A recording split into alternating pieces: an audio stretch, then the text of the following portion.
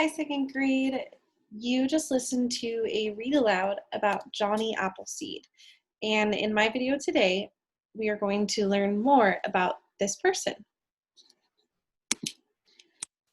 So first, I want to go over tall tales. A tall tale is a fictional story that stretches the truth. So it changes some of the truth. The heroes in this are sometimes known as larger than life. They're so big in their actions. So the hero is sometimes based on a real person. So when we hear about Johnny Appleseed, this is often a tall tale. Some of the stories, the things that we hear about what he did, like in the book that we read, stretch the truth. They may not have exactly happened like that, but those are stories that have been passed down over time, and now we continue to share them.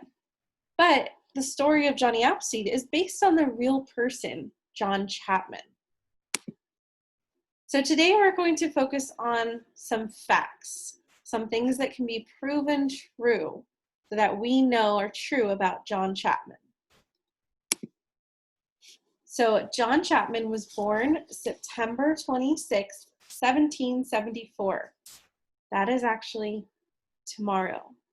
So tomorrow is Johnny Appleseed Day. That's why we are talking about him today. And he died March 18th, 1845.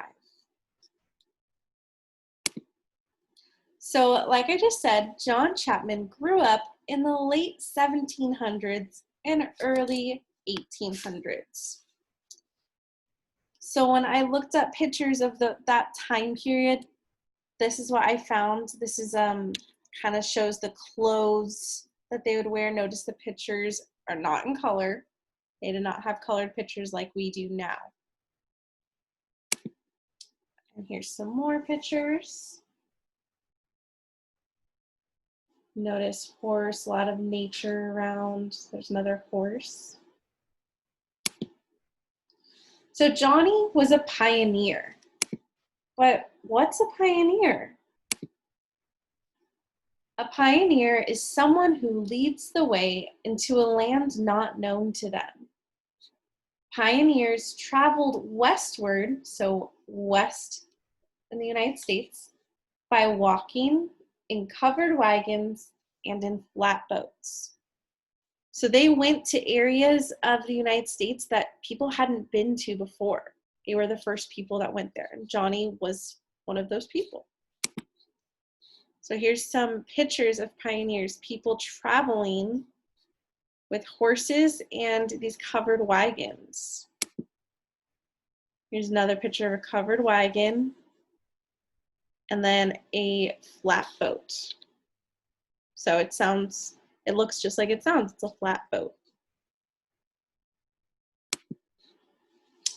This is a map of the United States, of how it looks today with all of the 50 states. It didn't look quite like this back when John Chapman was traveling. We didn't know about all of this land yet. But he started where the circle is in Massachusetts. That's where he was born. And then I showed an arrow to show all the different states that he traveled to and planted apple trees. Well, he planted the apple seeds to grow the trees. So he traveled through New York to Pennsylvania, West Virginia, Ohio, Indiana, and Illinois. And it's believed that he traveled to all these different places by foot. So Johnny planted apple orchards. You might be wondering, what's an apple orchard? An apple orchard is a farm of trees, specifically apple trees.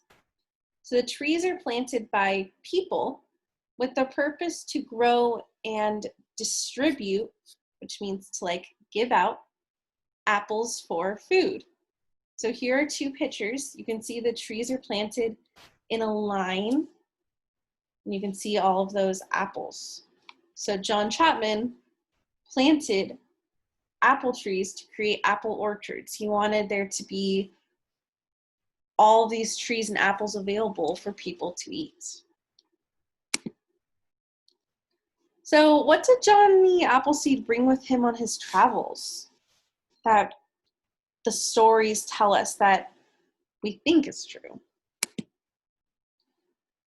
He brought a Bible that we read in the book, that he would read Bible passages to children and teach about God. He, of course, had to bring a bag filled with apple seeds, carried an axe to chop down other trees to clear the way for the apple trees.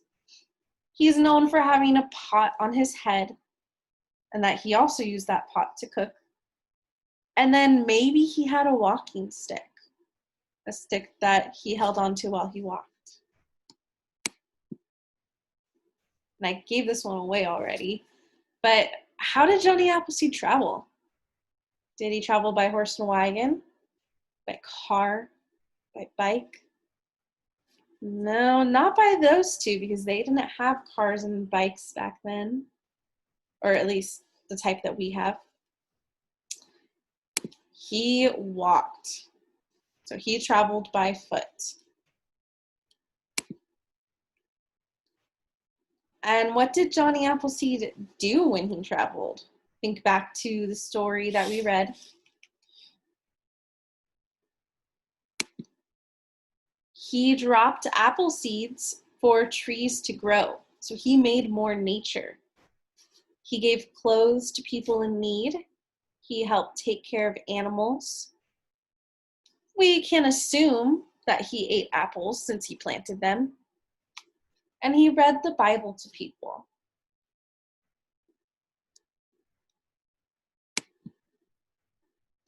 So thinking about social studies the past couple of weeks, we've talked about people long ago and people today. So how did people dress long ago? And how did Johnny dress?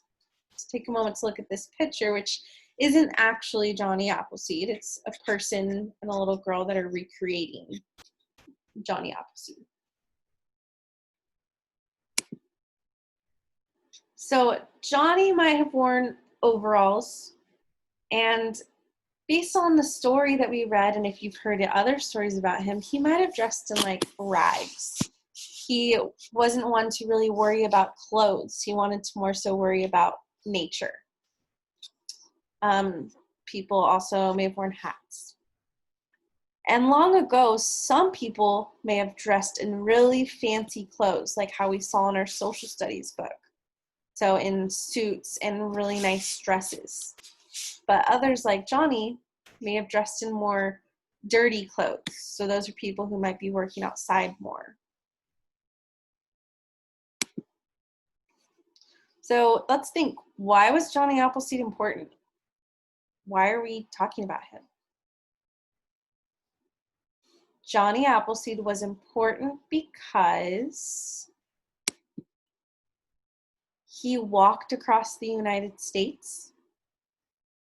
He helped other people. He spread God's love by reading the Bible to people. He was kind to animals and all of God's creations. He was a caring man. He took care of other people by giving them clothes and apples. He chopped trees and put apple trees on the land so people had fruit. These are just some of the reasons why Johnny was important, why we learned about him. I highlighted these EDs at the end of our words to show that this happened in the past. He walked. He helped. It already happened. So on Seesaw, please follow the rest of the instructions to do some activities about Johnny Appleseed, to enjoy reading today. Maybe you can take a book and go read under a tree with a parent's permission if you have a tree up in your backyard. And then Please also take some time to catch up on any past Seesaw assignments that you have been able to finish. And if you have time, or even this weekend if you would like, there's a link to a Johnny Appleseed guided drawing video. So how to draw Johnny Appleseed. And that is completely optional. It's up to you if you want to do it. But if you do, I would love to see your artwork. So thank you, second grade, for listening and learning all about Johnny Appleseed. We will continue talking about him next week. Thanks.